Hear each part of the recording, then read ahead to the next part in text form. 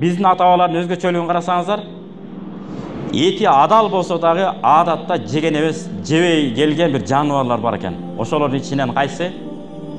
Коён. Коёнду жейбизби, жебейбизби сизде? Жок, негизи жесе болот. Жалпы эл.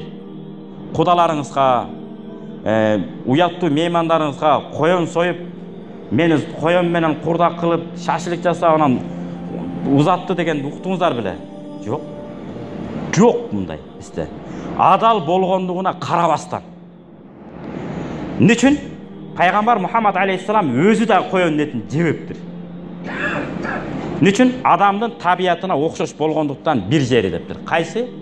Коёндун ургачылары мезгил менен этеккир көргөндүктөн. Этеккир көрөт коён дагы. Ошон үчүн пайгамбар эмне кылган? Коён этин жебеле койчу деп. Жеген эмес. Бирок арам деп айткан эмес. Адал. Коён эт дагы баса айтабыз. Коёндун эти ап адал. Хап халал.